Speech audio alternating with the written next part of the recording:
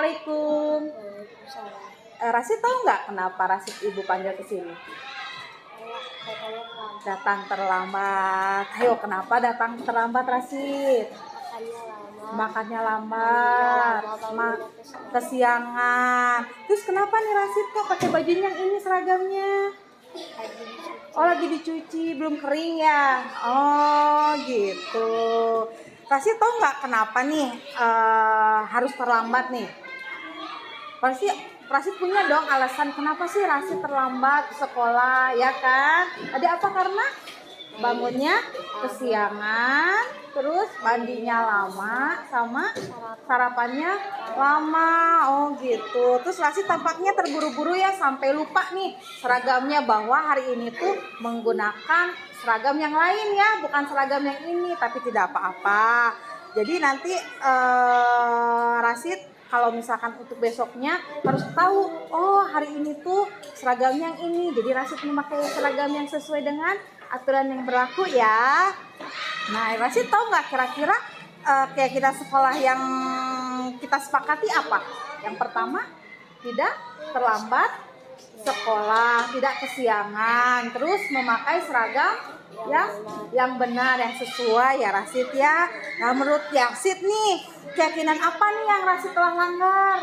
Kemarin kan tadi kesepakatan kita tuh tidak boleh terlambat, tidak boleh ribut di sekolah, menggunakan seragam. Kira-kira nih, menurut Rasid melanggar yang mana? Kesiangan, terus memakai baju yang salah. Nah, kira-kira Rasid merasa bersalah ya? Salah nih karena memakai seragam yang salah, terus memakai baju datang terlambat. Kira-kira Rasid bersedia nggak untuk merubah, untuk untuk memperbaiki kesalahannya Rasid? Bersedia. Oke, terima kasih. Jadi apa yang harus kamu lakukan nih agar tidak terlambat sekolah? Yang pertama, bangunnya harus tepat, terus mandi hausnya harus cepat, sarapannya harus cepat. Jadi Rasid nanti kalau malam tidak boleh tidur terlalu malam ya. Jadi tidur misalkan jam 9 Rasid sudah tidur. Terus sebelum tidur tuh siapkan sama Rasid baju-baju yang akan seragam-seragam yang akan digunakan pada hari ini, besoknya. Oke, paham Rasid? Oke, terima kasih ya Rasid. Insya Allah Rasid menjadi anak yang berbakti kepada orang tua. Terima kasih ya Rasid. Assalamualaikum warahmatullahi wabarakatuh.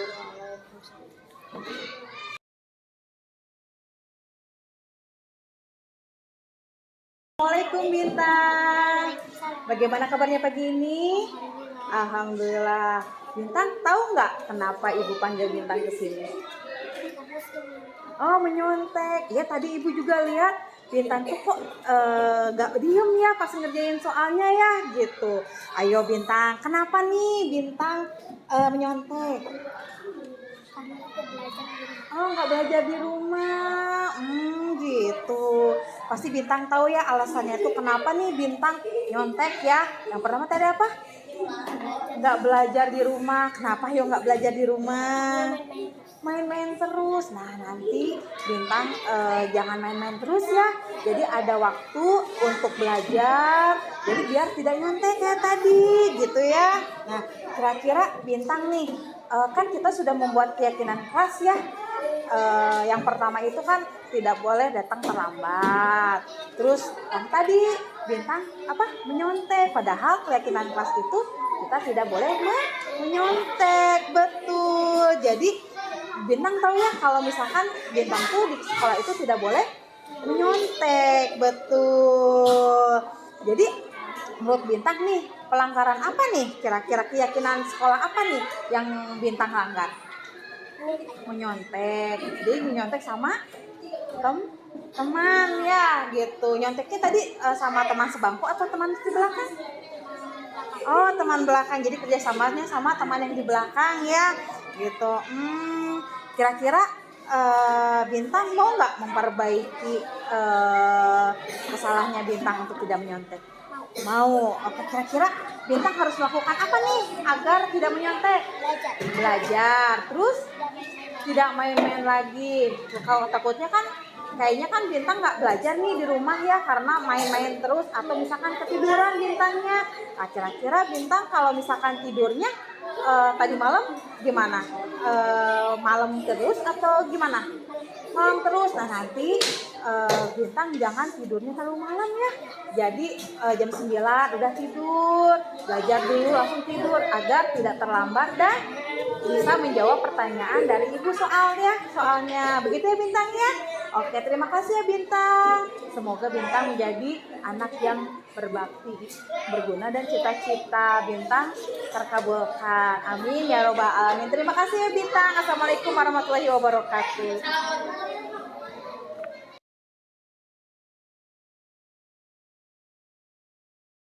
Terima kasih sudah memberikan solusi yang baik untuk saya.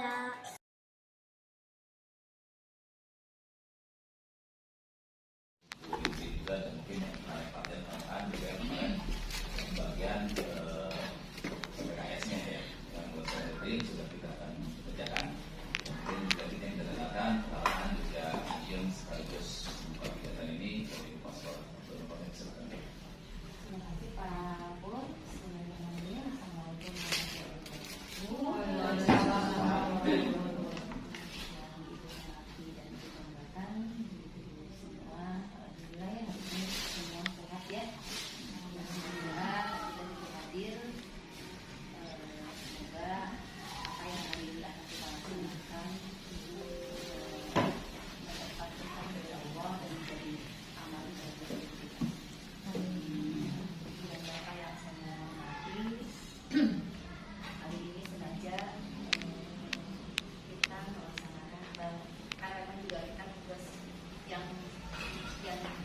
Belajar di rumah itu adalah siswa kita ini mempunyai kewajiban, baik yang PNS maupun yang honor. Kita mempunyai tanggung jawab. Yang pertama, kita tanggung jawab sebagai yang terikat oleh waktu lingkungan dan yang kedua, kita sebagai ASN atau baik itu yang honor yang PNS atau yang tapi yang PNS semua ketiga maupun PNS yang itu sama, kedudukannya sama, apalagi nanti dengan surat yang kemarin depan. Jadi yang membedakan adalah hanya yang PNS dan bersiul membedakan entah nanti dari bersih seperti apa, karena kita sudah mulai dari sekarang yang ada masih juga, tapi sekarang kita sendiri yang pada intinya sama, termasuk juga yang sudah ada PNS. Kita sudah menemukan program atau menyetujui apa yang menjadi tugas dan kita sebagai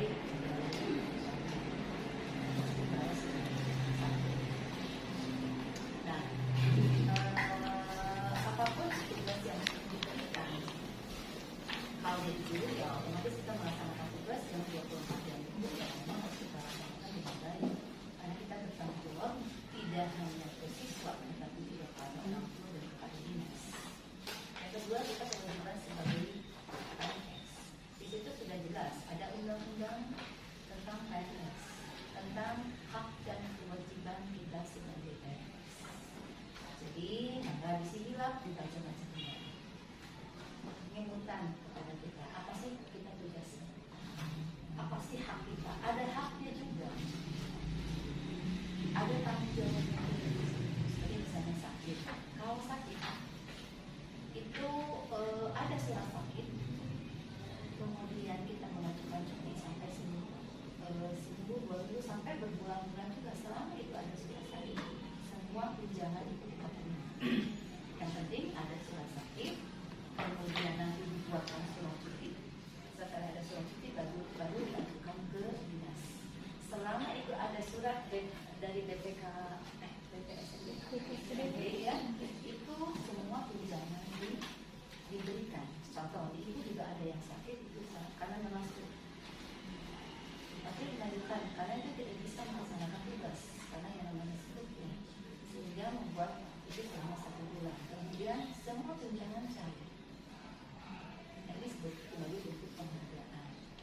Tetapi mungkin nanti yang menghandle ada tapi dengan catatan suratnya itu betul-betul dari rumah sakit dan bukan pura-pura gitu lah ya, karena dicek juga. Nah, ketika memang dia tidak bisa melaksanakan tugas, berarti ada guru yang itu biasanya dengan kesadaran sendiri yang adanya itu mungkin guru yang bisa. Karena saya ingin menyampaikan, karena kita sama-sama menggunakan. Kadang-kadang kita lupa, kita guru hanya pasti menggunakan hanya 24 jam. Oke, ada 24 jam terus beres. Pas pelajaran balik namanya. Karena kita tetap sama melaksanakan tugas seperti PNS. Yang mana juga sama sudah terikat oleh kontrak. Di situ ada SPK yang ditandatangani dan mungkin dibaca dulu.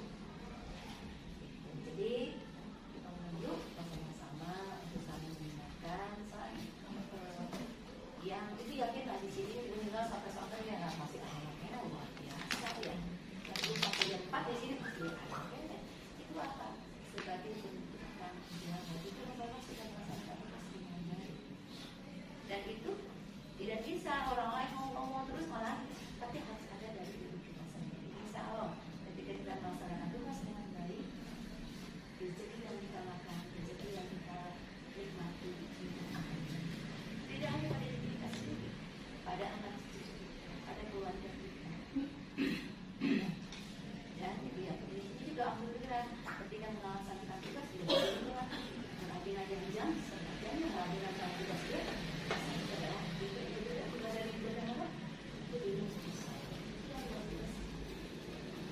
Dan jangan ngerasa penonton tugasnya tak ambil.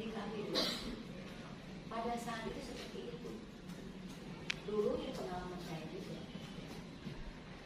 Ketika saya dulu jadi guru, anak saya biasa itu kamu beberapa zaman kawan-kawan Pak ya, bukan kawan sih saya cuma ingin tahu sih sejauh mana orang ini punya kemampuan di orang itu dia nanti mana kita bukan bendahara laporan bagian kuliah kopi air kuliah karena dulu pada saat itu saya nggak bisa lagi gitu ya, saya guru sampai 1 bulan kan baiknya gitu caranya kita nggak bisa bilang enggak pada saat itu. Tapi kalau saya alhamdulillah ya Allah, pada saat itu kita tidak tahu ada makna apa di samping yang kita berikan tugas kepada dia. Jadi dulu kadang-kadang makanya anak-anak dulu ya anak itu tidak mau jadi guru. Mama juga dulu repot. Tapi sekarang takdirnya mungkin yang kedua yang pertama dan jadi guru ya akhirnya ya jadi guru lagi gitu walaupun sudah ke swasta dulu gitu ya. Kita kembali lagi jadi guru. Nah pada saat itu kita tidak tahu mama tuh menikah riwayatnya boro-boro intinya ditagihan gaji nah begitu hujan. Tapi setelah kita menikmati ternyata ada kepuasan tersendiri dan apalagi pada saat kita diangkat jadi kepala sekolah, saya mungkin yang paling muda dulu tahun 2013 saya masih 43 anak 2012 itu memang yang paling muda dan kita juga tidak memikirkan bahwa saya tidak akan menjadi kepala sekolah. Dan pada saat kecil saya menjadi kepala sekolah, alhamdulillah saya dicek yang asal itu sampai itu akan belajar atas mengalami seperti itu. Oh iya, oke. Ketika jadi bendahara, walaupun kita bukan bendahara, apa sih? Jadi intinya kita bisa bareng-bareng dengan guru. Nah, ini wajah ini masih kayak wajah Maria ya. Masih bukan masih belajar. Jangan khawatir ketika kita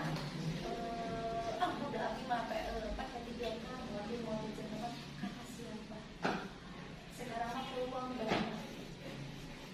Ibu dan bapak jika kita memang berinovasi potensi itu banyak peluang yang bisa kita ya. Karena kalau dia ada terus kita jatuh wasit itu hukumannya asal bisa ngatur waktu enggak. Tapi yang penting sekolah jangan kalau dia sudah masuk S2 juga. Jadi aku senang kalau ada anak muda yang berpotensi bagi supaya apa? Bisa menggantikan kali ini yang sudah sepupu ini nanti ke depan. Itu dan yang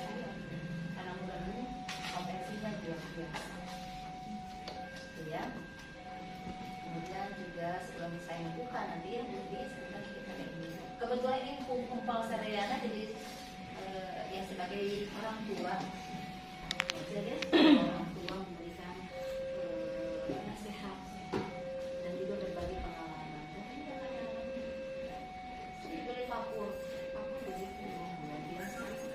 Saya rasa bahwa ini adalah rumah kedua kami. Betul, sekolah ini adalah rumah kedua kami. Sampai di sekolah rekodenya no, pasti sebelum ke orang lain kadang-kadang ada teman-teman kita yang tetap di sini ya. Ya, jadi ini rumah kedua kita cintai, sayangi, rasa memiliki yang dimiliki, bukan rasa memiliki saat kamu tapi rasa memiliki bahwa ini adalah milik kita yang harus kita pelihara, yang harus dijaga. Bagi yang kemarin belum punya belum rezekinya untuk bisa tes, kita doakan semuanya. Semoga ada kesempatan lain yang akan bergerak pada kita rezeki. Mungkin tahun ini sekarang belum rezekinya. Seperti Pak Sule, tahun kemarin tidak dilurus. Oke, tahun depannya mungkin sudah, karena memang yang namanya rezeki itu sudah diatur sama Allah, sudah ditentukan dan pasti tidak akan tertukar. Jangan berkecil hati, masih banyak kesempatan.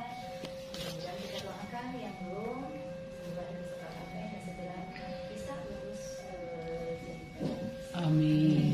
ya. Kemudian juga yang akan tes juga sama kita doakan semoga mereka diberi kemudahan karena saya semuanya juga bisa lulus. Sudah, jadi kita syukuri. Ada nanti di luar sana banyak orang yang ingin seperti itu. Jangan disia-siakan. Ketika amalan itu diberikan kepada kita, laksanakan. Ya. Mereka telah ribuan orang, ratusan orang yang sedang berjuang untuk mengubah nasib. Kita sudah ada di titik itu. Nah, ini semua ya. Kemudian juga ini yang kesalahan yang lain. Kasih ya. Bapak yang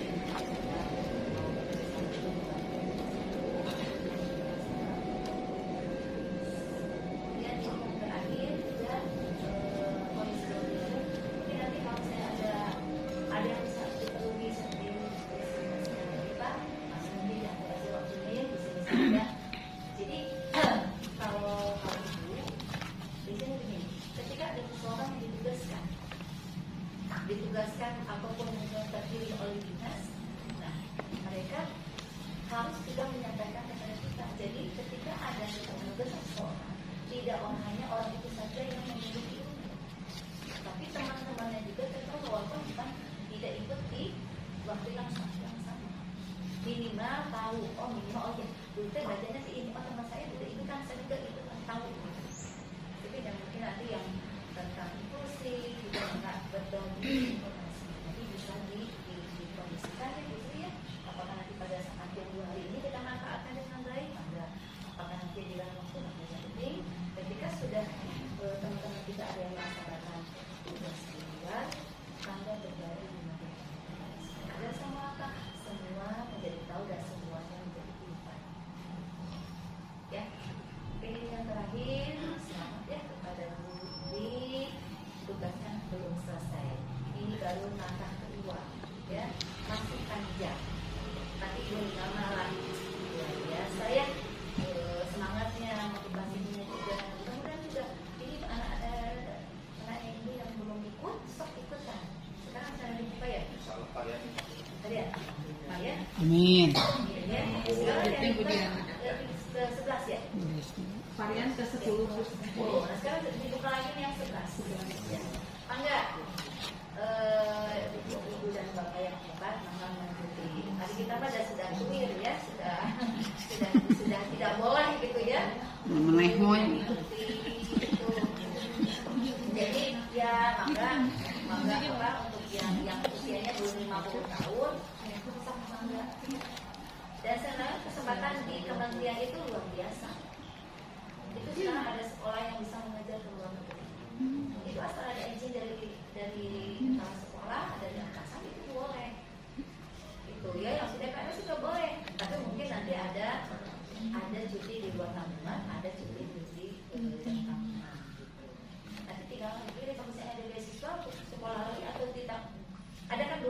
mengajar ya Pak ya. Kemarin ada tawaran juga mengajar sampai 3 tahun di luar negeri, seperti di Australia kemarin itu ya, sekarang di Korea, kemudian banyaknya memang yang sedang dibutuhkan di Australia, di Malaysia juga ada peluang banyak. Apalagi yang sekarang ya, karena memang CGP ini menjadi sekarang ini ya, yang menjadi sedang naik daun lah ya. Tapi memang bagus sih, karena memang di program guru penggerak ini juga jadi selamat kepada ibu yang sedang melakukan tugas, ibu-ibu juga teman-teman yang lain, terus ikut juga program ini yang belum yang belum prajabatan atau yang belum untuk menunjukkan PTG ya, semangat ya, baik itu yang PNS maupun yang PNS ya. Nah, pada kesempatan ini juga dengan teman ini kegiatan destinasi 2 dari penggerak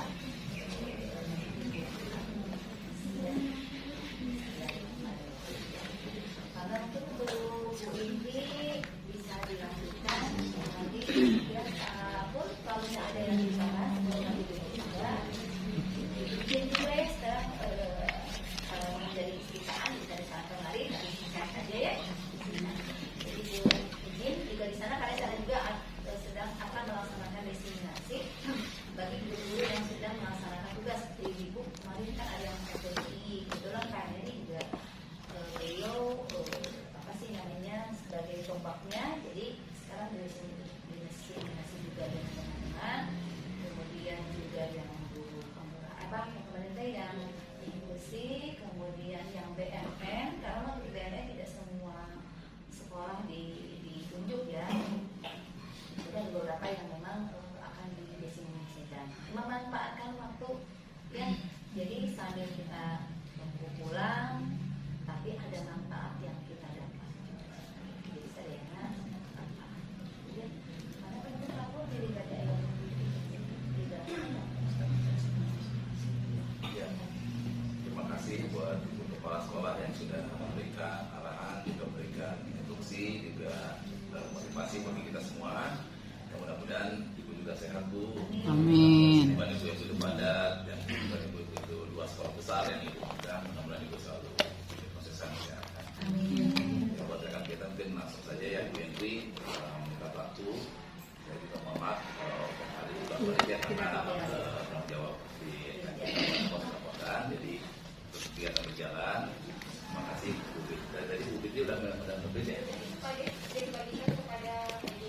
Ya, terima kasih. Nah, ini kita nanti maafnya sudah di sini ya, sudah bagi-bagi dan itu langsung dipakai kaca itu komponen 1 kemudian nomor 3, 4.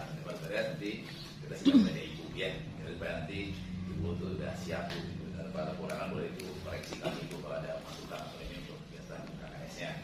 Juga untuk yang lainnya mungkin langsung saja Bu yang enggak dibuat saja langsung dilaksanakan. Terima kasih Kak. Untuk ini untuk tiap punten kan kita biasa milihan ya, itu agak di apa sih laporannya itu. Terima kasih. Assalamualaikum warahmatullahi wabarakatuh. Assalamualaikum warahmatullahi wabarakatuh. Waalaikumsalam warahmatullahi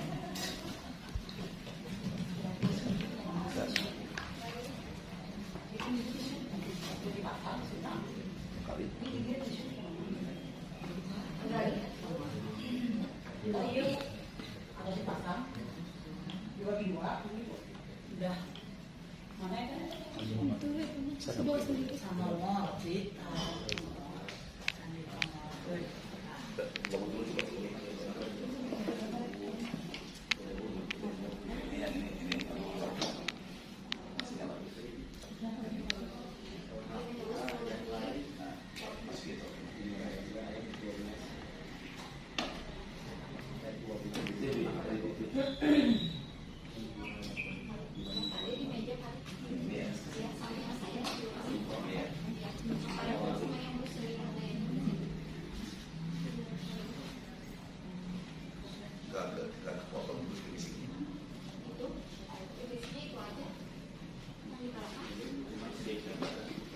Enggak ke bawah Bu.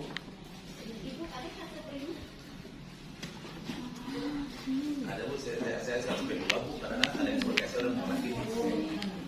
Aku sudah dapat sini. Dua. Sudah di sini. Udah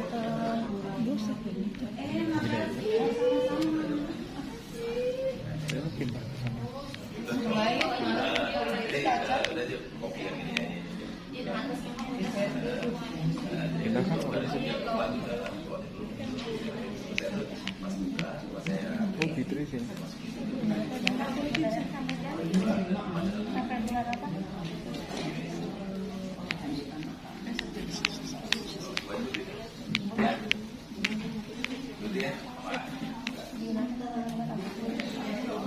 Ketemu sama aku di sini.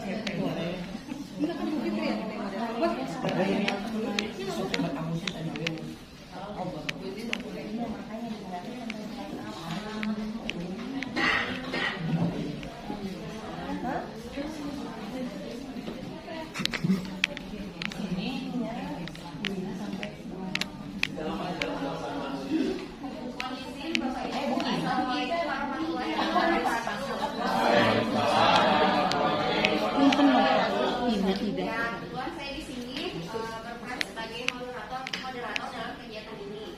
Alhamdulillah segala puji dan puji kita panjatkan kepada Allah Subhanahu Wa Taala yang atas berkat rahmat dan karunia-Nya kita bisa berkumpul bersama di sini dalam keadaan sehat walafiat tanpa kurang satu apapun.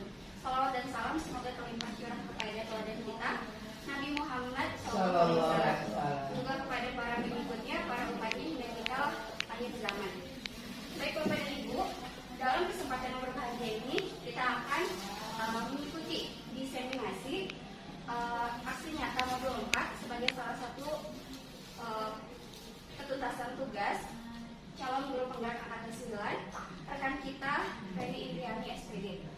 Adapun paparan yang akan disampaikan mengenai budaya positif di sekolah. Untuk efisiensi waktu kepada Bu Reni kami persilakan. Assalamualaikum warahmatullahi wabarakatuh. Waalaikumsalam warahmatullahi wabarakatuh. Terima kasih saya ucapkan kepada moderator yang sudah melaksanakan. Assalamualaikum warahmatullahi wabarakatuh, ibu-ibu semua.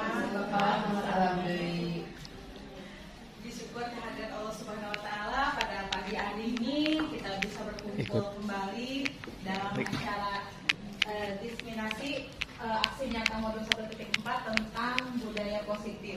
Salawat serta salam kita curahkan kepada Nabi kita, Nabi Muhammad SAW, kepada keluarganya, sahabat-sahabatnya, hingga kita akhir zaman. Ibu-ibu yang saya hormati, bapak ibu yang saya hormati, di sini saya bukannya untuk menggurui atau menceramahi, kita sharing tentang budaya positif.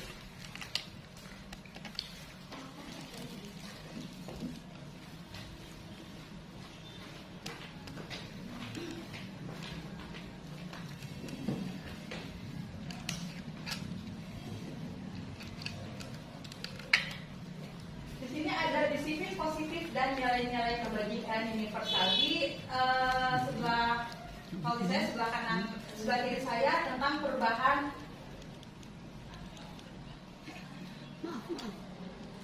paradigma belajar, di mana di situ guru adalah memegang peranan penting ya Bapak Ibu semua.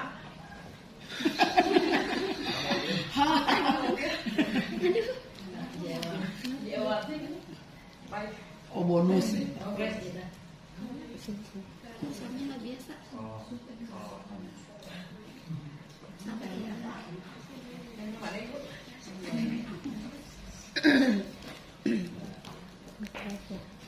Nah, close it.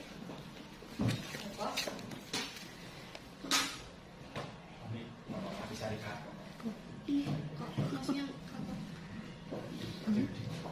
Ya, sambil menunggu saya akan menjelaskan sedikit bahwa guru memegang peranan penting dalam suatu pembelajaran baik di sekolah maupun di kelasnya kita masing-masing, bahwa guru merupakan pemegang kontrol ya ibu-ibu di dalam kelas. Sebagai contoh pada gambar berikut tadi. Ya, sebentar Bu. Ya. Sudah ready.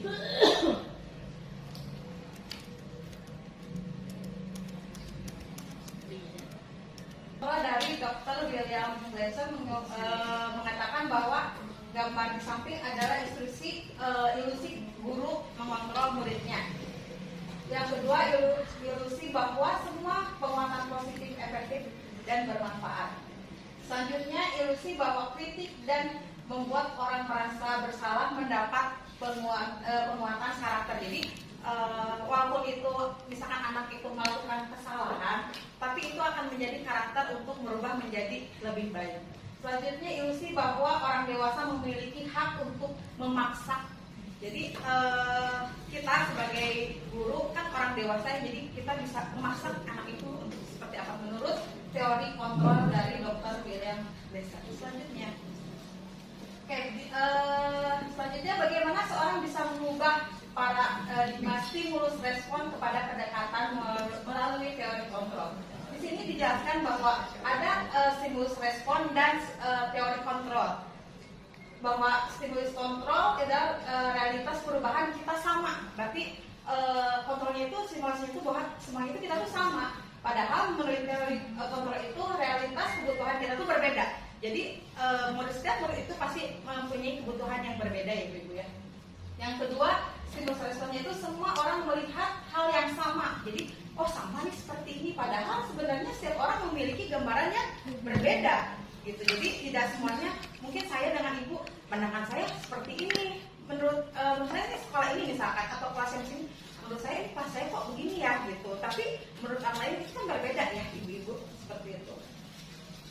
Yang selanjutnya kita mencoba merubah orang agar pandangan kita sama dengan kita.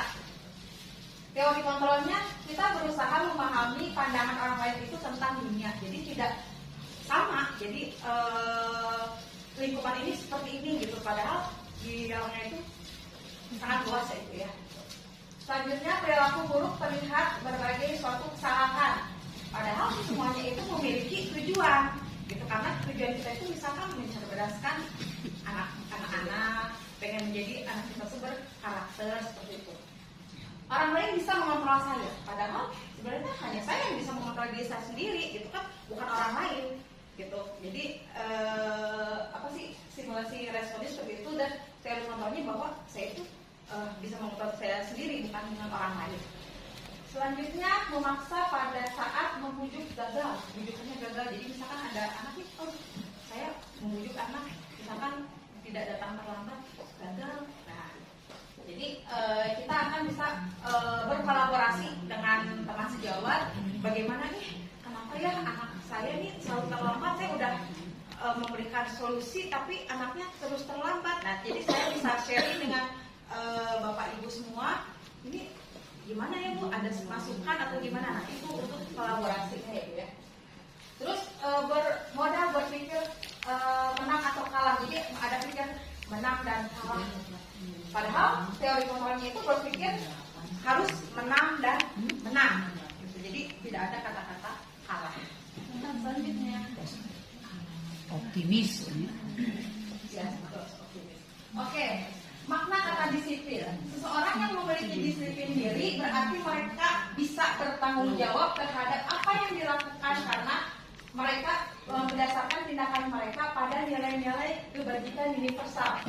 Menurut Ki Hajar Dewantara menyatakan bahwa suatu silsilahan atau kewajiban dari seorang itu memegang kekuasaan atau pimpinan pada umumnya. Adapun artinya tidak lain adalah orang tadi harus mempertanggungjawabkan dirinya serta tertib laku diri dari segala hak dan kewajibannya.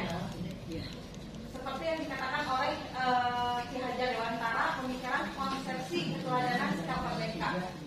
Selanjutnya. Next. Sudah next ini. Oh udah next. Neke. Maaf ya Ibu, ada loading jasa sinyalnya. Udah next.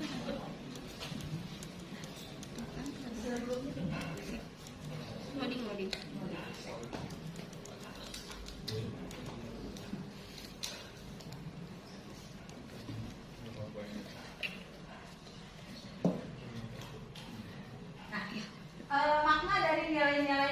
kebajikan. Nilai-nilai kebajikan adalah sifat-sifat positif manusia yang merupakan tujuan mulia yang ingin dicapai setiap individu. Contohnya nilai kebajikan itu misalkan anak ini misalkan kayak datang terlambat contohnya itu.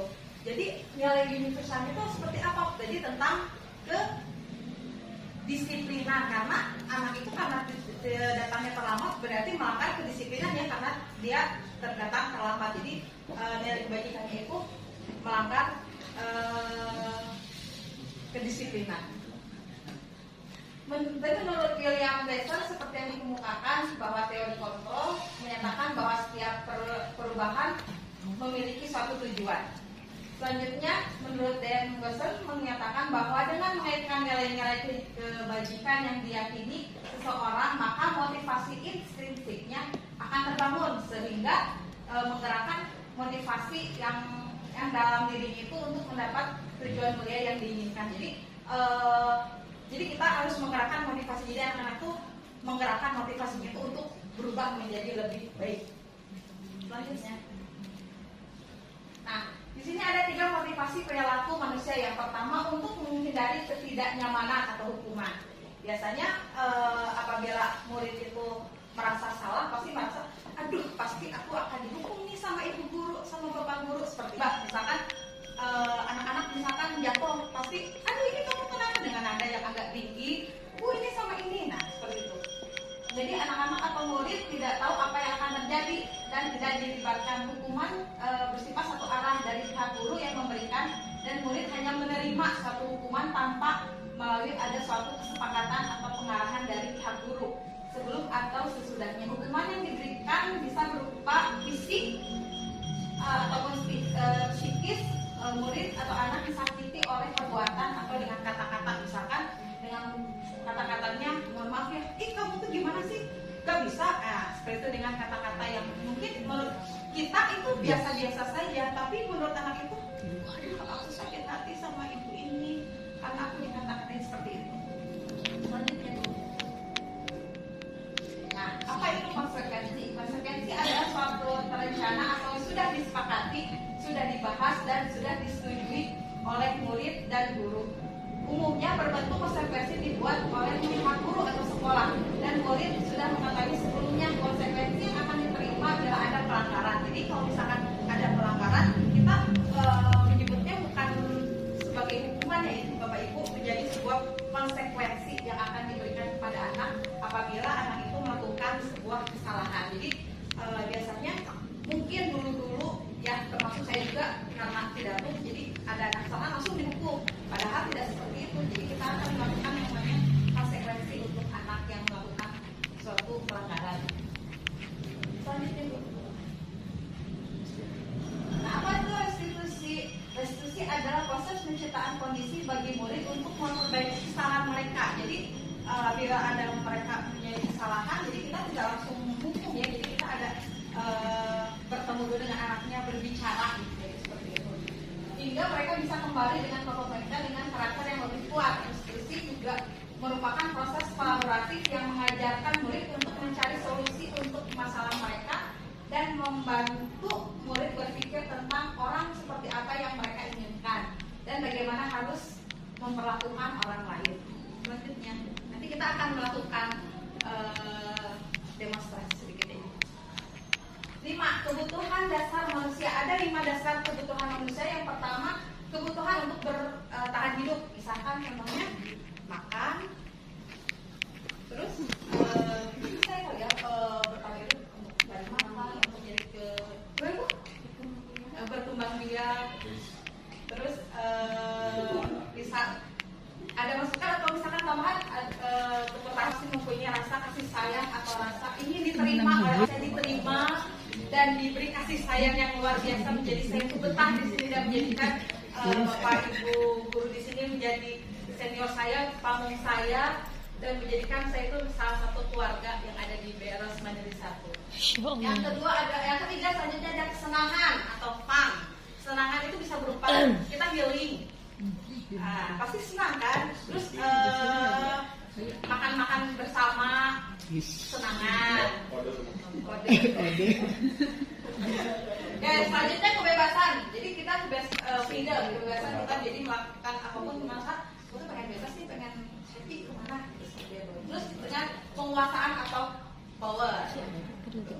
Fitri, yang itu sebagai penghulu itu menghardik, menunjuk-nunjuk, menyakiti atau menyindir. Jadi kalau misalkan guru itu berbuat, misalkan ada anak, contohnya untuk menghukum itu biasanya menghardik dengan nada yang keras, terus biasanya menunjuk-nunjuk dan menyakiti hati anak.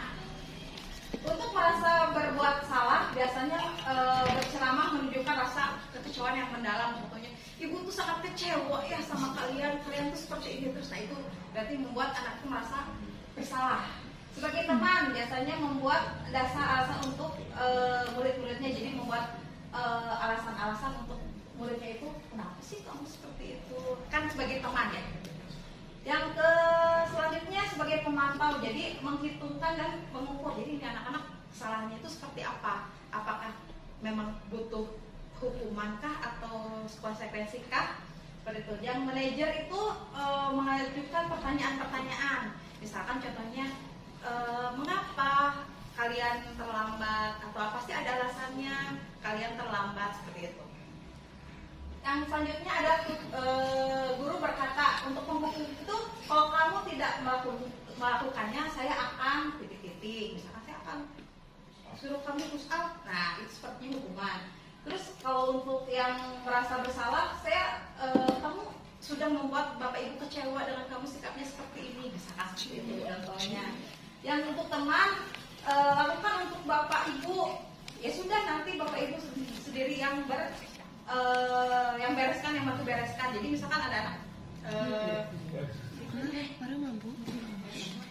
tanggung jawab itu pasti otomatis membereskannya sendiri, tapi karena sebagai teman biasanya udah sama itu dibantu aja. Nah, seperti itu.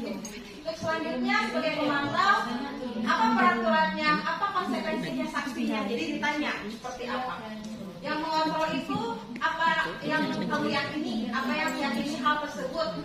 Kalau cara meyakini kamu pasti akan memperbaikinya kan gitu. Jadi apabila kita sebagai manajer di situ, sebagai anak, apabila anak berbuat salah, kamu mau merubah nggak sikapnya seperti itu, mau memperbaiki nggak kesalahannya seperti itu. Selanjutnya hasilnya, apabila guru sebagai penghukum, maka anak-anak itu akan memberontak, mendendam, menyalahkan orang lain. Misalkan contohnya memberontak atau mendendam, karena tadi saya dihukum tadi sama, misalkan sama Bu Sri, aku sebel sama Bu Sri karena aku tadi dihukum pagi-pagi, misalkan contohnya seperti itu. Untuk yang menghukum. Kalau untuk yang membuat merasa bersalah, menyembunyikan atau menyangkal atau berbohong. Jadi kamu kenapa tadi? Wah, aku nggak apa-apa, padahal dia sudah pernah salah. Untuk sebagai teman hasilnya ketergantungan. Jadi nanti juga ibu juga ngebantuin kok. Aku nggak beres nih, misalkan pekerjaannya nanti juga dibantu sama ibu guru. Nah seperti itu, tenang katanya seperti itu. Jadi seperti itu ya ibu contohnya. Untuk memantau, jadi menyesuaikan bila di awalnya itu, jadi kita menanyakan ini memantau ini anakku kenapa nih, seperti apa nih. Nanti kita pantau seperti apa. Contohnya untuk yang manajer menguatkan watak atau karakter. Jadi karakternya itu ini anak ini misalkan karakternya ini harus diperbaiki nih. Jadi dengan berbicara face to face dengan murid tersebut. Nah, keyakinan kelas. Mengapa keyakinan kelas tidak untuk peraturan kelas saja? Selanjutnya. Nah, mengapa keyakinan kelas? Mengapa tidak peraturan kelas saja? Karena kan kita pasti di kelas itu mempunyai yang namanya peraturan kelas ya ibu-ibu. Peraturan kelas misalkan contohnya itu peraturan kelas kita pakai di kelasnya tidak boleh datang terlambat, harus datang tepat waktu. Belajar tidak boleh mengobrol, seperti itu. Ya, tata tertib. Jadi menekan pada keyakinan seseorang akan lebih memotivasi seseorang dari dalam. Jadi seorang akan lebih tergerak dan bersemangat untuk menjalankan keyakinannya daripada harus sekedar mengikuti serangkaian peraturan tertulis tanpa makna. Jadi yang tertulis, peraturan tertulis jadi tidak boleh terlambat misalkan juga. Jadi tanpa makna seperti itu. Selanjutnya, murid-murid itu demikian, mereka perlu mendengarkan dan memahami arti sesungguhnya tentang peraturan-peraturan yang diberikan. Apa nilai-nilai kebajikan di balik peraturan tersebut, apa tujuan utamanya, dan menjadi tidak tertarik atau takut sehingga hanya segera mengikuti serangkaian peraturan-peraturan. Jadi hanya peraturan, ya udah hanya sebagai peraturan aja, tapi tidak menjadi karakter dalam dirinya sendiri. Jadi hanya sebatas terlambat, udah, tapi nggak ada maknanya seperti itu untuk mengubah siswanya itu, muridnya itu menjadi lebih baik lagi. Nah, ini ada keyakinan kelasnya. Contohnya untuk keyakinan kelas 1 itu setiap anggota kelas perlu belajar, anggota kelas perlu senang, perlu melakukan tugas, saling menghargai dan merasa aman. Kalau untuk kelas 5 itu lebih tingkat lagi, keyakinan kelasnya selalu bersikap positif. Jadi anak-anak tuh jangan berpikir bahwa itu kayaknya salah deh, berpikiran negatif deh. Jadi kita harus menanamkan pikiran yang positif. Senantiasa menjadi diri yang terbaik. Jadi kalau misalkan mungkin banyak ya Bu, termasuk anak saya, jangan ada nilai yang kurang bagus jadi merasa rendah diri gitu. Padahal tidak seperti itu ya gitu. Jadi kita harus menyemangati anak-anak itu untuk menjadi dirinya itu sendiri yang terbaik.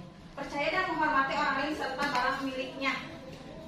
Berkomitmen terhadap setiap tugas. Jadi untuk tahapan yang kelas 5 ini biasanya lebih tinggi keyakinan kelasnya.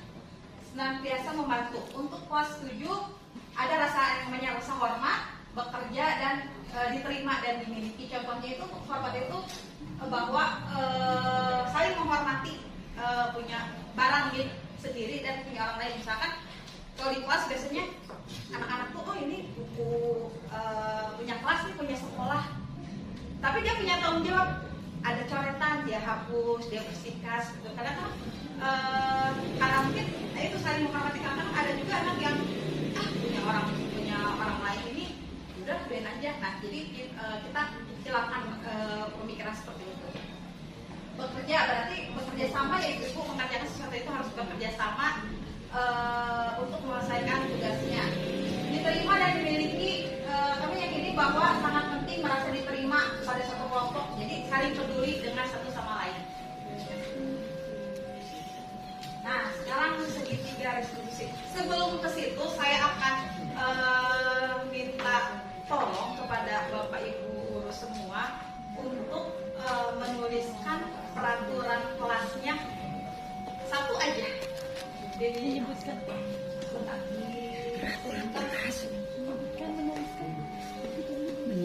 menuliskan tuh.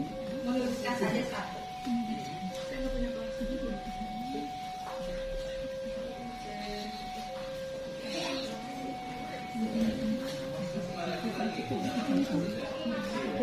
Bapak Ibu, peraturan kelasnya atau perpustakaannya pengen seperti apa, misalkan gitu.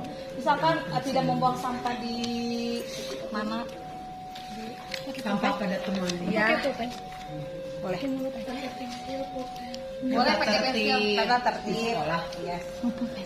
Di sekolah atau di kelas? Di kelas. Coba. Itu bukan pulpen.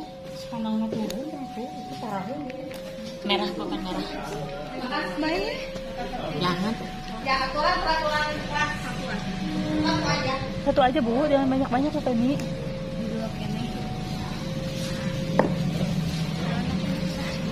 Pinjam pulpen nak. Ya ada kan?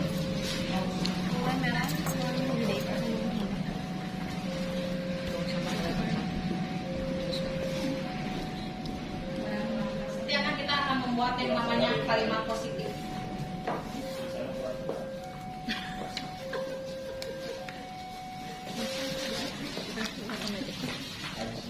Abi muka tutup lang.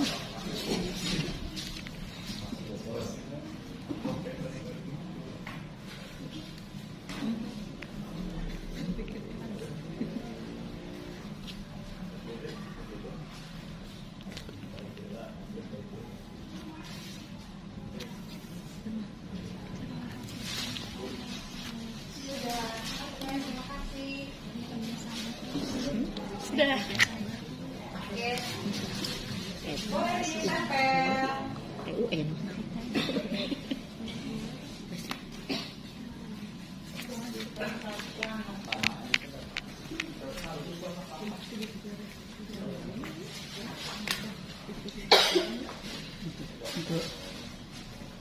Tong dinamian, Bu. Nggak usah. Namanya kami kayak gobres. Oke, mobil teh anu tadinya. Superman.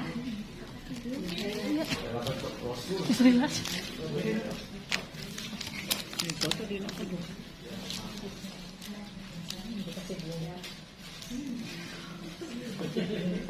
Silakan ditempel. Terima kasih.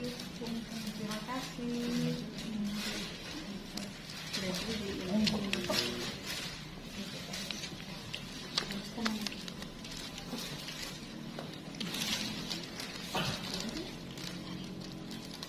Terima kasih.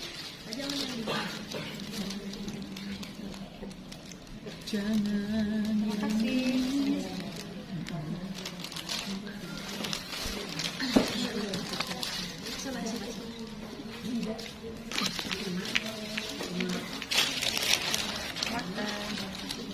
Sini aja.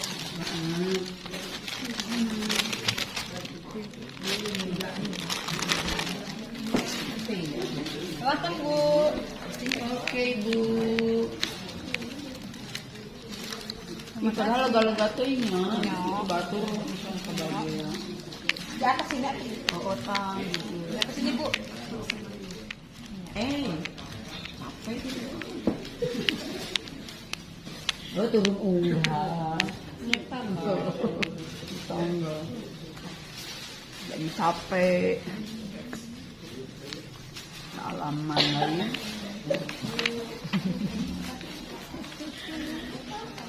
Hah.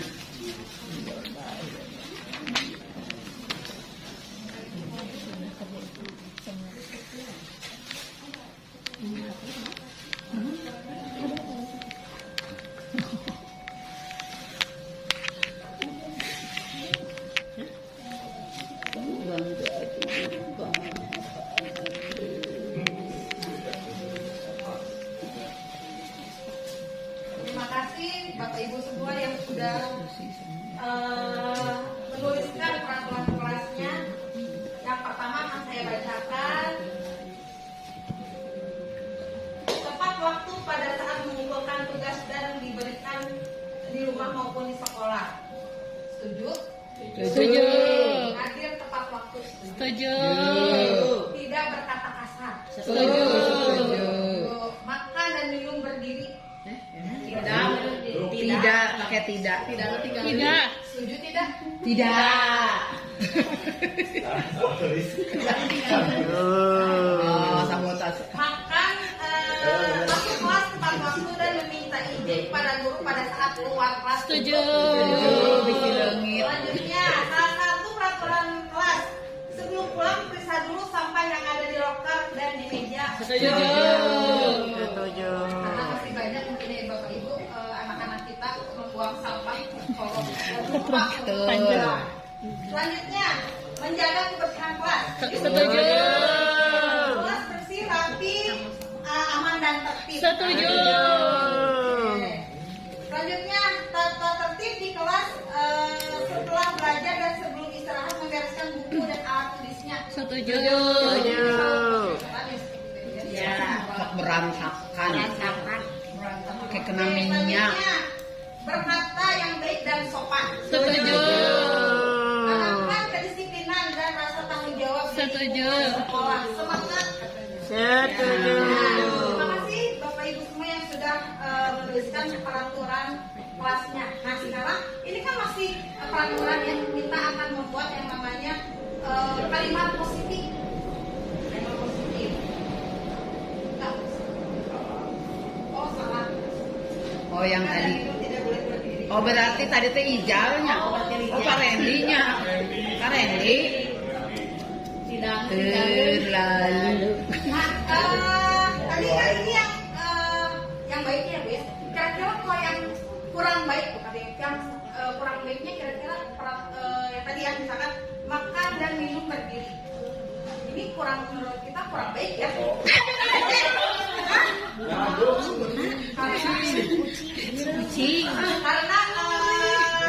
Karena kurang sopan, tidak ada rasa sopan. Terus apa lagi ya contohnya? Boleh dibicarakan salah satu yang tidak boleh dilakukan adalah dikasih berkata kasar. Selanjutnya tadi makan dan minum berdiri, tidak boleh makan apa itu berkata kasar. Selanjutnya ada lagi ada tepat waktu yang tidak boleh. Oh, bullying. Oke, itu tidak boleh bullying. Biasanya masih mendengar kita itu kalau anak-anak tuh masih menyebutkan mungkin nama-nama orang tua ya gitu. Jadi merasa itu kurang sopan seperti itu. Oke, kita akan membuat tentang kalimat positif. Yang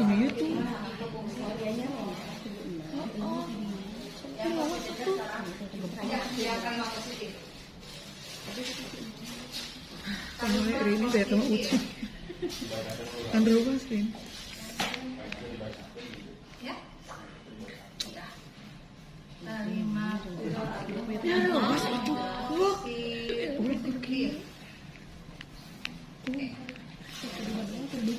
Kita buat kalimat positifnya dari yang peraturan kantor ibu ya. Kalimat positifnya tepat waktu pada saat mengumpulkan tugas dan diberikan di rumah atau sekolah. Kalimat positifnya apa ya? Ada yang tepat waktu. Kalimat positifnya Selalu tepat waktu. tepat waktu pada saat mengumpulkan berarti Menghargai waktu. Disiplin. Oh. dalam mengumpulkan tugas. disiplin dalam mengumpulkan tugas.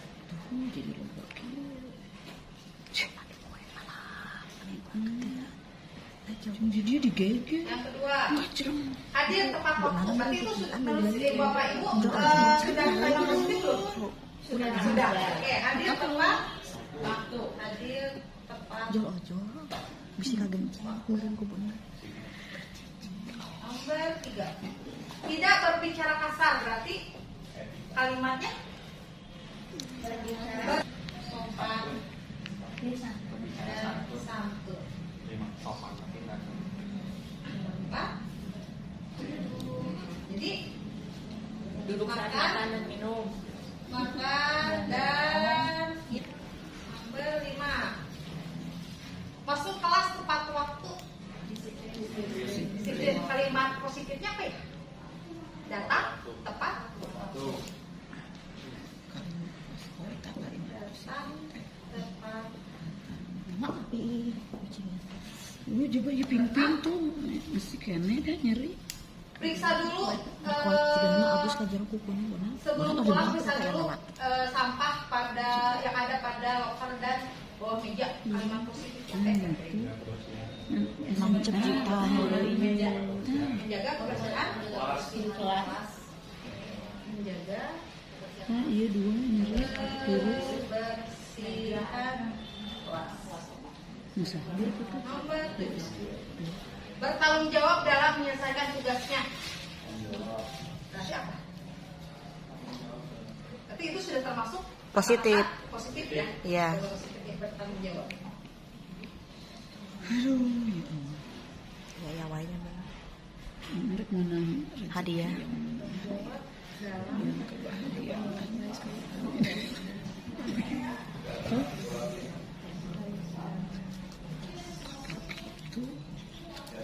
Nomor 8. Buang sampah pada tempatnya. Nah, itu kalimat positif. Kalimat positif bukan ibu-ibu? Buanglah sampah pada tempatnya. Positif, udah positif.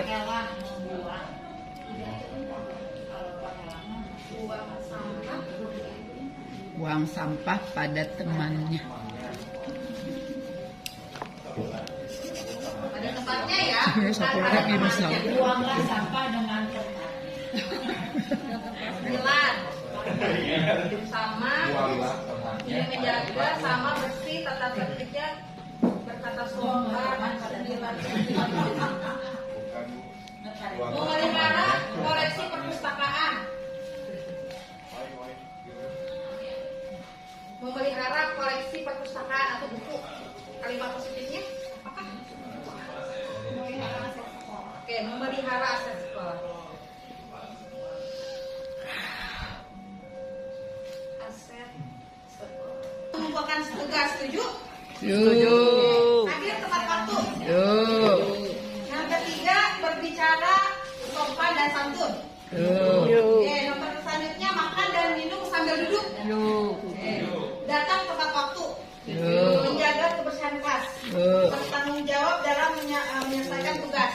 Oke, buang sampah pada tempatnya. Memelihara aset sekolah dan terakhir bertanggung jawab pada lingkungannya. Nah, sekarang menurut ibu dan bapak, tadi kita sudah membuat program kelas, sudah membuat kalimat positif, sudah. Sekarang kita akan membuat menuliskan tentang nilai-nilai kebajikan sudah. Disiplin dalam melakukan tugas itu nilai kebajikannya seperti apa ya? Disiplin berarti tentang Disiplinan. Statistik.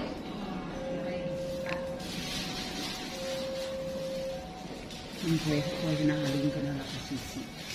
Sa kue na pun tanduin di kasisi ka na labisi ka na. Sa ka diya ko.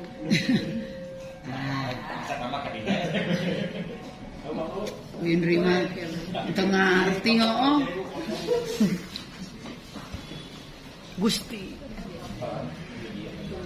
Irma, ibu itu Yang pertama tadi hadir disiplin dalam mengumpulkan tugas, berarti itu termasuk ke disiplinan.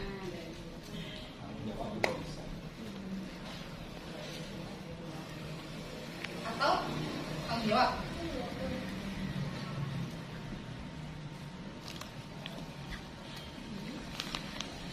Yang kedua, hadir tepat waktu, berarti disiplin. sama Tanggung kedisiplinan ya. jawab juga. Yang ketiga, berbicara sopanan, Sopan santun. ada sopanan. Etiquette.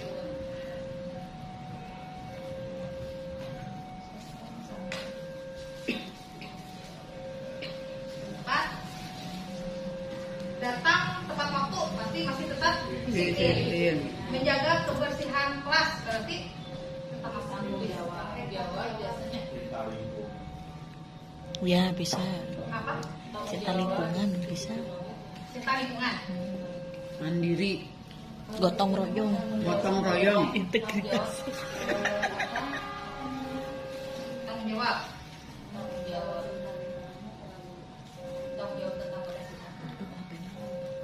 Selanjutnya nomor lima. Baik saja. Ini sama, bertanggung jawab juga dalam menyelesaikan tugas, termasuk buang sampah pada tempatnya, berarti kedisiplinan juga, memelihara aset sekolah, berarti tanggung jawab.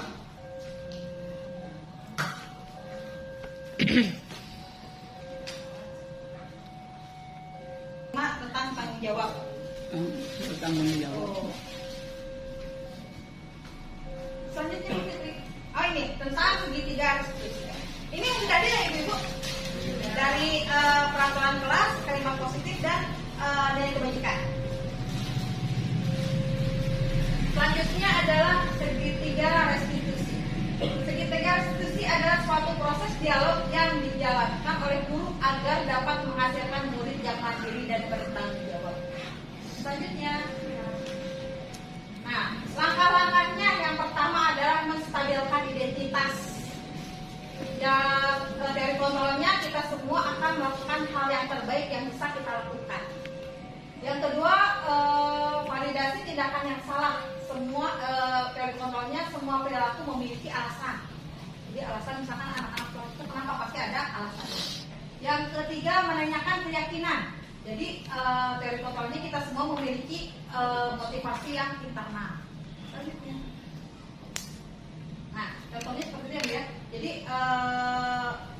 dari yang pertama itu menstabilkan identitas. Jadi setiap orang pasti melakukan kesalahan. Kalau misalkan contohnya tuh kamu bukan satu-satunya yang pernah melakukan hal ini, misalkan ada anak terlambat, kamu tuh bukan satu-satunya kok, ibu juga pernah melakukan yang sama, ibu juga pernah terlambat. Seperti itu. Yang kedua itu validasi tindakan yang salah. Tentu kamu punya alasan mengapa kamu melakukan hal itu. Adakah cara yang lebih efektif untuk mendapatkan apa yang kamu butuhkan? Misalkan apa yang kamu punya alasan. Misalkan contoh anak-anak terlambat, pasti punya alasan dong kenapa anak itu terlambat. Misalkan yang pertama mungkin bangunnya siangan karena tidurnya malam, contohnya gitu ya. Terus selanjutnya menanyakan keyakinan apa yang akan kita sepakati. Kamu ingin menjadi orang seperti apa apabila misalkan anak itu terlambat contohnya itu. Nah contohnya ada kasus di mana saya bacakan kasusnya. Yang pertama, Sabrina hari itu bangun terlambat dan terburu-buru sampai di sekolah. Dia pun akhirnya sampai di gerbang sekolah, tapi baru menyadari tidak memakai sepatu hitam yang tertera di peraturan sekolah. Katanya kan kita memakai sepatu berwarna hitam, sedangkan Sabrina saat itu menggunakan sepatu yang berwarna coklat. Berarti aturan itu salah ya. Nah, Sabrina berusaha menjelaskan bahwa ia terburu-buru dan salah memakai sepatu. Ibu Dewi menanyakan Sabrina apa aturan sekolah tentang seragam berwarna sepatu. Sabrina menjawab sudah diketahui harusnya sepatu itu warna hitam, namun karena terburu-buru salah mengenakan sepatu. Selain tidak mungkin kembali pulang karena rumahnya jauh sekali. Jadi namun ayah aku ama banjur aku tapi si ayahku mana?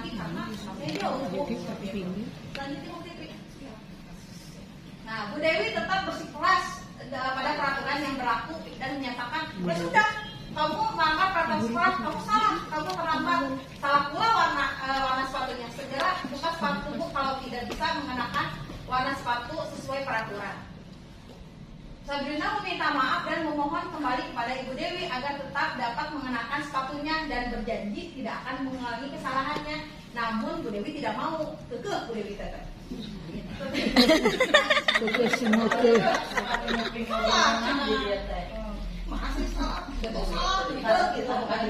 Tidak, kamu telah melanggar peraturan sekolah. Kamu kalau tidak sanggup ambil sepatu di rumah atau di antaranya sekolah, ya sudah, kamu tidak boleh bersepatu. Jadi sehari-hari aja jadi nyeker gitu, nggak boleh memakai sepatu karena salah. Jadi copot sepatu harian dan belajar tanpa memakai sepatu. Selanjutnya Fitri. Nah, Sabrina pun dengan berat hati mencopot sepatunya dan memberikan alasan kepada Bu Dewi. Seharian dia tidak berani berkeliling sekolah karena malu. Tadi pakai sepatu sekarang dia lebih baik diam diri di kelas tanpa alas sepatu. Jadi anak ini masih malu kan nggak pakai sepatu, mau jalan-jalan atau mau jajan malu nggak pakai sepatu kan gitu. Jadi Kabeh pokoknya nu di diri abis. memang karena Ampun abun, makan dua. Ampun abun. Stop dulu. Boleh. Dari posisi di atas posisi yang diambil oleh Bu Dewi dari indikatornya. Yang pertama, posisinya tadi sebagai penghukum. Ada di dalam soalnya tersebut bahwa ya sudah, kamu telah melanggar peraturan sekolah, kamu salah. Berarti itu sebagai penghukum, kamu salah. Dan mungkin dengan nada yang menghardik, biasanya kan nggak tahu anak salah, biasanya langsung emosi, biasanya emosi jiwa. Ya sudah, kamu melanggar peraturan sekolah, kamu salah, sudah terlambat, salah pula warna sepatunya.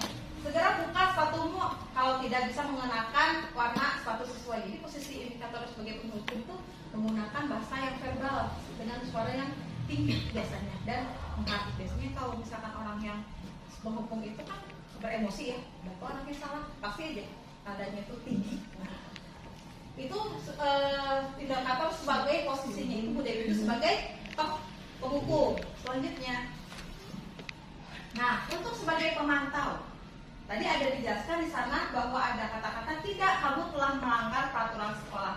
Kalau tidak sanggup ambil sepatu di rumah atau diantarkan sepatu ke sekolah, ya sudah, kamu tidak bersepatu saja seharian di sekolah. Sekarang copot sepatumu dan silakan belajar tanpa sepatu seharian. Indikator memantaunya tindakan bertindak sebagai aturan karena kamu nggak pakai sepatu, ya udah, kamu buka aja sepatu kamu seperti itu. Dan suaranya itu datar, tidak seperti yang penghukum. Kalau biasanya kok penghukum itu tadi indikatornya suaranya yang tinggi, karena emosi ya. Kalau misalkan anak salah langsung emosi karena dia sebagai posisinya sebagai penghukum. Kalau misalkan sebagai pemantau dia dengan suaranya yang datar gitu. Jadi ya kamu salah, ya udah kamu buka aja sepatunya seperti itu. Dan tidak menunjukkan emosi. Jadi emosi itu tidak menggebu-gebu seperti penghukum yang tadi ya. Penghukum yang tadi kan menggebu-gebu nih gitu kan karena salah. Kalau sekarang sebagai pemantau dia tidak menggunakan emosi. Jadi udah kamu buka aja sepatunya ya karena kamu salah seperti itu. Selanjutnya. Nah, bila Ibu Dewi mengambil posisi sebagai manajer, menjadi itu jadi tingkatannya lebih tinggi lah ya. Apa yang akan dikatakan pertanyaan seperti apakah yang akan diajukan untuk Sabrina? Tadi sebagai sekitaran restitusi yang pertama adalah menstabilkan identitas dengan bertanya, Sabrina, mengapa kamu datang terlambat? Dengan ada yang datang tidak menggebu-gebu, tidak menghukum. Terus mengapa tidak menggunakan sepatu sesuai dengan aturan sekolah? Itu yang contoh dari pertanyaan menstabilkan identitas. Yang kedua, validasi tindakan yang salah dengan berkata, Sabrina, kamu tentu punya alasan mengapa kamu tidak menggunakan sepatu hitam. Yang kedua, Sabrina, tampaknya kamu terus buru-buru ya supaya tidak terlambat sekolah. Jadi ya, tindakan itu jadi merasa anak-anak itu bersalah. Ya Bu, pasti jawabnya, iya Bu, maaf ya Bu, aku salah, terlambat dan tadi terburu-buru, pasti seperti tidak seperti menghukum. Yang selanjutnya menanyakan keyakinan dengan bertanya, Sabrina, kamu tahu keyakinan sekolah apa yang sudah disepakati? Pasti akan bertanya, sudah Bu, pasti tahu. Apa nih keyakinan sekolah yang kamu langgar? Terdatang terlambat, sepatunya salah. Pasti seperti itu akan menjawabnya. Terus akan bertanya, kamu bersedia nggak akan memperbaiki kesalahan itu? Pasti akan menjawab, pasti Bu, saya akan melakukan, akan merubah. Aku nggak akan terlambat lagi Bu, nggak akan berburu-buru atau tidurnya mungkin karena terlambat, karena tidurnya malaman, bangunnya siang. Nah itu harus terjadi keterlambatan dan terburu-buru misalnya menggunakan sepatu. Terus pasti guru itu akan bertindak sebagai manajer itu akan berkata, apakah apa yang kamu lakukan agar tidak terlambat lagi? Jadi tadi contohnya misalkan alasannya apa? Ya Bu, nanti tidurnya nggak akan malam-malam, nggak akan terus main handphone. Misalkan kalau di rumahnya itu main handphone, terus ya jadi dan terus tidurnya juga tidak malam, tepat waktu, dan pasti akan bangunnya juga akan tepat waktu juga. Nah, kira-kira bila Anda sebagai kepala sekolah di sekolah tersebut, nilai kebajikan apa yang ingin disetujui oleh peraturan yang berwarna hitam, sepatunya itu berwarna hitam. Yang pertama tadi karena tidak memakai sepatu berarti dia melanggar kedisiplinan. Betul tidak Ibu? Kedua, tanggung jawab. Jadi tanggung jawab dia sebagai guru itu seperti apa? Karena dia salah. Kekompakan karena sekolah pasti peraturan harus mengkompakan kan, jadi memakai sepatu hitam. Dan kesederhanaan. Jadi sepatu hitam biasanya rata-rata orang itu sudah punya Ibu ya. Selanjutnya, nah kira-kira bila Anda sebagai kepala sekolah di sekolah tersebut, bagaimana cara menyikapi langkah yang diambil Ibu Dewi mengenai kasus tersebut? Cara mengakhirinya apa? Mencari tahu dulu informasi permasalahan yang telah terjadi, kenapa Sabrina itu terlambat. Setelah itu membimbing dan memberikan solusi untuk bertindak sesuai posisi manajer yang tadi dalam menyelesaikan masalah murid dengan menggunakan metode segitiga restitusi seperti itu. Jadi jangan langsung menghukum. Jadi kita harus tahu dulu permasalahannya seperti apa karena kita sebagai manajer di kelasnya masing-masing.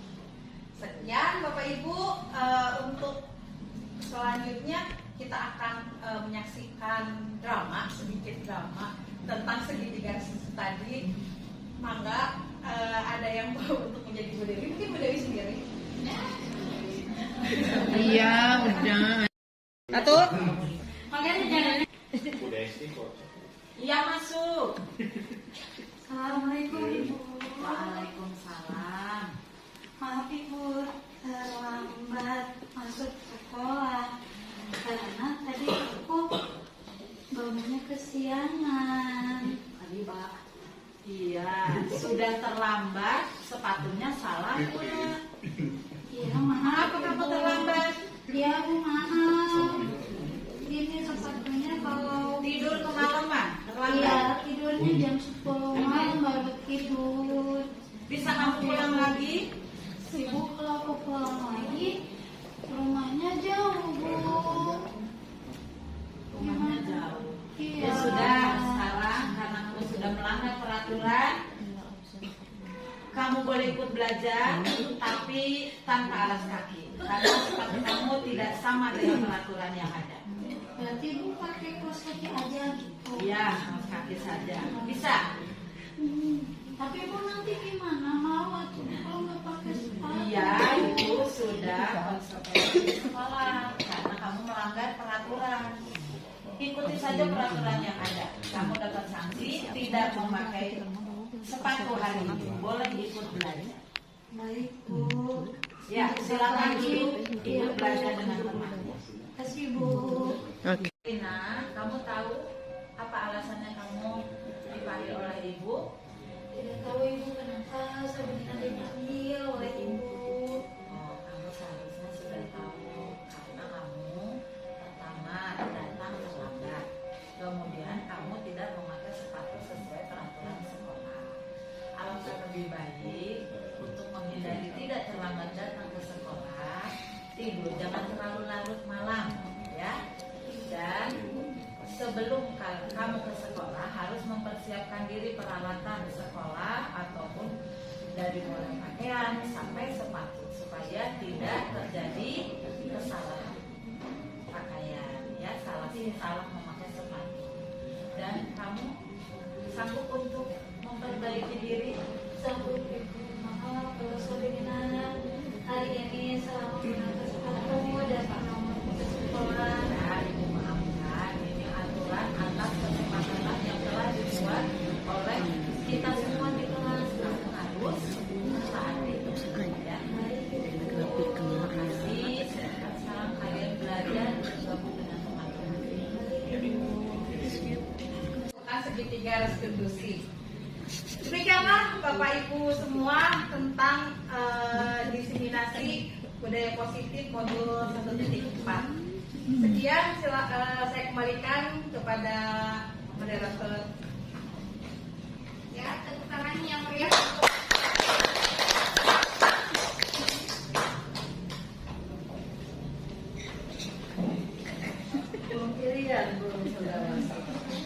baik Bapak dan Ibu sekalian.